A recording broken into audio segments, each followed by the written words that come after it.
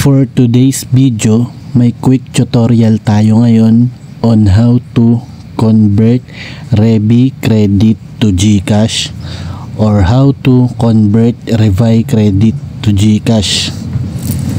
So para lang to guys sa mga nahihirapan or namomroblema kung paano nila i-cash out yung Revi credit nila o Revi credit nila. So basta ganun.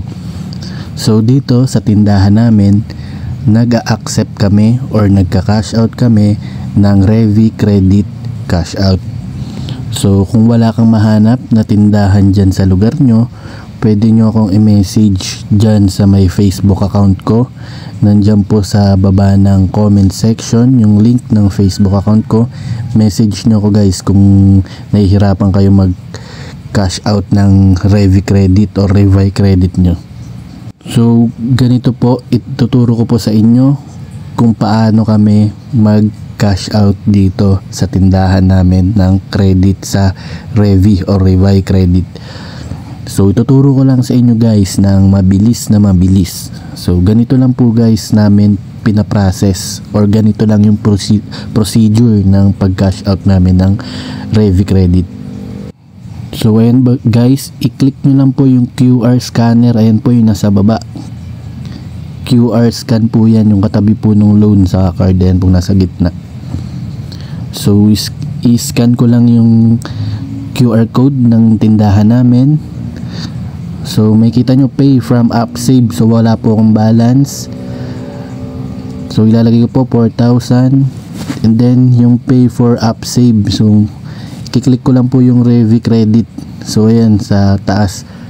Tapos lalagay ko lang po yung amount na 4,000. Tapos yung purpose of transaction optional, maglagay kayo or hindi, pwede din naman po. Then i-click yung continue and then confirm. And then ilagay po yung 6-digit MPIN.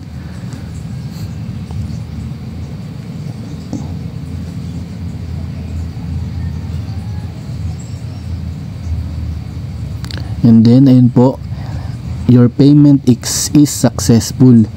So ganun lang guys kabilis mag cash out ng Revi credit. So makita nyo po yung balance ko is 0 na.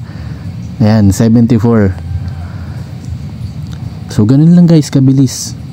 So again, kung nahihirapan ka mag convert ng Revi credit or Revi credit at wala kang makitang nagka-cash out na tindahan dyan sa lugar nyo, message nyo ako guys. Ayan po yung Facebook account ko. Meron pong blue verified badge at may 8,000 na followers. So hanggang dito na lang guys. So sana naturuan ko kayo or nalinawan kayo kung paano mag-cash out ng Revi credit or Revi credit. So hanggang dito na lang yung video guys. So salamat sa panonood.